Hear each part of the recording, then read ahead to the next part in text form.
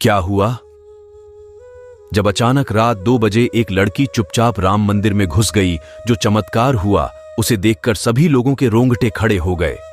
अयोध्या में राम मंदिर की प्राण प्रतिष्ठा से पहले और बाद में कई सारे चमत्कार देखने को मिलेंगे, जिससे यह साबित होता है कि सनातन सत्य है। उस समय कई जगहों पर गिद्धों का दिखाना, कई जगह पर भालू का प्रकट होना, प्रभु श्री राम की मूर्ति के साथ एक वानर का चलना और साथ ही साथ मंदिर के गर्भगृह में वार्नर की मौजूदगी, कई ऐसे बड़े चमत्कार राम मंदिर में देखे गए हैं जो साक्षात प्रमाण देते हैं कि सच में कोई है, ऐसी शक्ति है जो इस संसार को चला रही है। लेकिन दोस्तों, दिल्ली में रहने वाले उमेश और सीमा नाम के 2 पति पत्नी के साथ 24 जनवरी के दिन अयोध्या में जो हुआ, उसे जानकर आपके भी रोंगटे खड़े हो जाएंगे और आपको इस बात का एहसास होगा, इस सच में यह प्रभु श्री राम का ही कारण है। 22 जनवरी 2024 के दिन राम मंदिर में राम लल्ला की प्राण प्रतिष्ठा हुई। इस दिन देश विदेश की कई बड़ी हस्तियां वहां पर मौजूद थीं और जब सभी ने रामलाल की उस मूर्ति को देखा तो उनकी प्यारी सी मुस्कान सभी के दिलों पर छा। जिस मूर्तिकार ने मूर्ति को बनाया, उनका भी कहना था कि प्राण प्रतिष्ठा के बाद मूर्ति के भाव बदल गए हैं, मुस्कान बदल गई है, मानो मूर्ति के अंदर प्राण गए। इसीलिए हिंदू धर्म में प्राण प्रतिष्ठा का महत्व होता है। से एक बात तो साबित होती है कि अयोध्या में राम लल्ला विराजमान हो गए हैं। 24 जनवरी से आम श्रद्धालुओं की प्रभु श्री राम के द्वार खोल दिए गए और श्रद्धालुओं की लाखों की तादाद मंदिर में दर्शन करने के लिए पहुंच गई और तकरीबन 5 लाख लोगों ने 23 जनवरी को राम लल्ला के दर्शन उमेश और सीमा राम मंदिर जाना चाहती थी, क्योंकि उनके पिता भी एक बहुत बड़े राम भक्त थे और अयोध्या में राम मंदिर निर्माण उन्होंने कार सेवा में भूमिका निभाई था। उनके पिता अपनी आंखों से राम मंदिर का निर्माण नहीं देख पाएंगे, लेकिन अपने पिता की एक तस्वीर साथ में लेकर अपनी पत्नी और 12 साल की बच्ची के साथ दिल्ली अयोध्या रवाना हो गए। उनका मानना था इस फोटो के माध्यम से वो श्री प्रभु श्री राम के दर्शन अपने पिता को कराएंगे। लेकिन उमेश को इस बात का अंदाजा नहीं था कि 24 जनवरी के दिन से आदाब भीतर राम मंदिर आने वाली नहीं। जब अयोध्या पहुंचे तो वहां कई में अयोध्या का नजारा देखने लायक था। रेलवे स्टेशन पहुंचकर उन्हें महसूस हो रहा था मानो साक्षात देवनागरी में आ गए, क्योंकि त्रेता युग में अयोध्या को देवताओं का नगर कहा जाता था।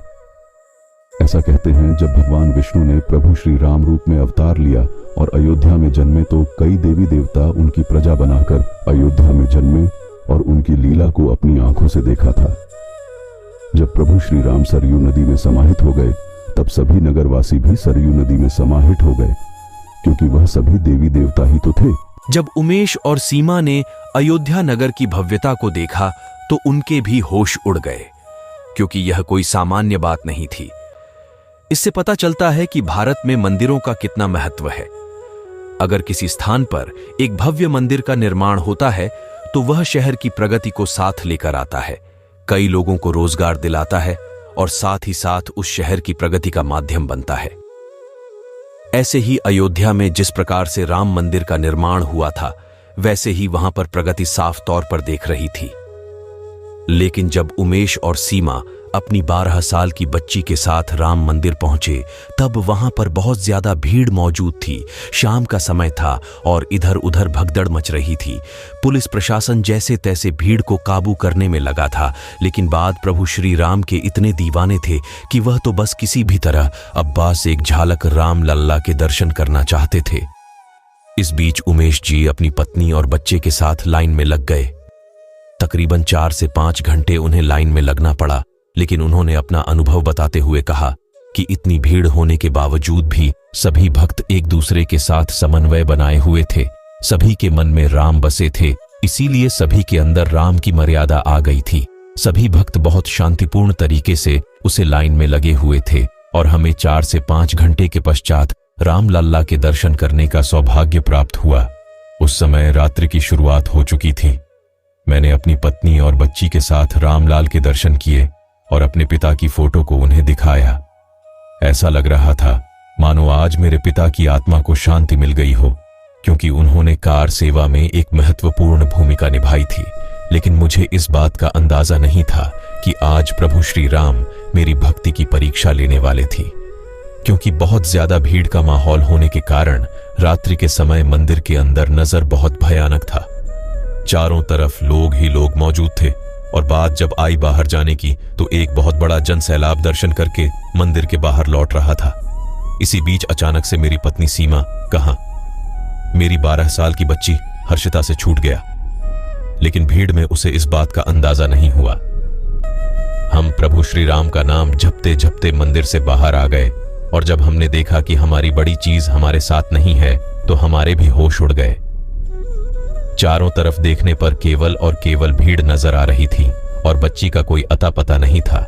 हम चारों तरफ उसे ढूंढ रहे थे और हर किसी से उसके बारे में पूछ रहे थे।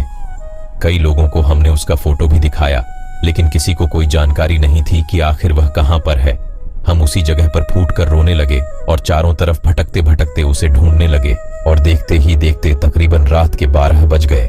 लेकिन हमारी बेटी का हमें कुछ पता नहीं चला था कि आखिर वह है कहां। तब तक हम थक हार कर उस समय हनुमान गढ़ी मंदिर पर पहुंचे, जो कि राम मंदिर से 1.5 किलोमीटर की दूरी पर है। हम अपनी बेटी को इधर उधर ढूंढते ढूंढते अचानक ही हनुमान गढ़ी मंदिर पहुंच गए थे। जब हम वहां पहुंचे, हमने हनुमान जी से प्रार्थना करें कि प्रभु श्री राम के कार्य को पूरा करने के लिए आपने महत्वपूर्ण भूमिका निभाई थी और आज हम भी रामलल्ला के दर्शन करने आए थे। लेकिन हमारी बच्ची कहीं लापता हो गई है भवन।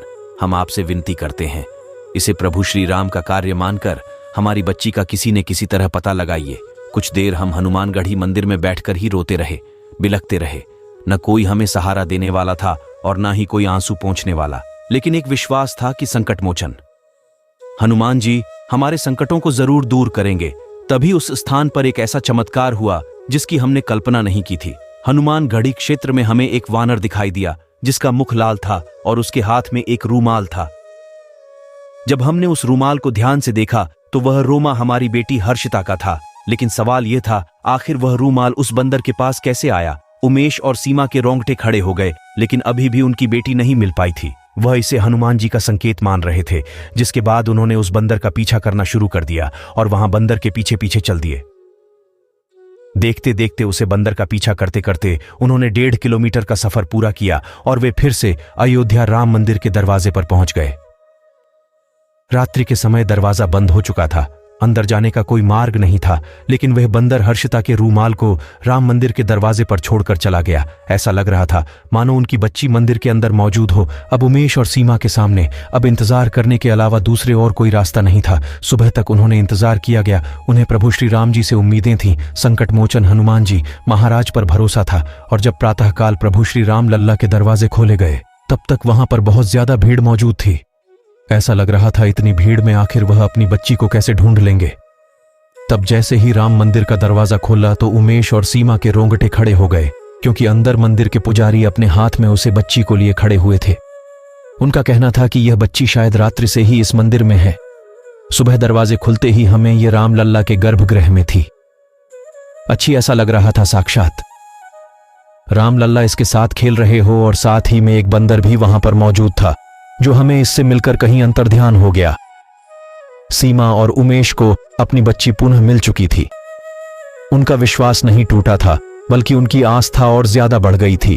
लेकिन प्रश्न अभी भी यही था कि आखिर उनकी 12 साल की बच्ची आसिफा रात्रि के समय मंदिर में कैसे रह गई?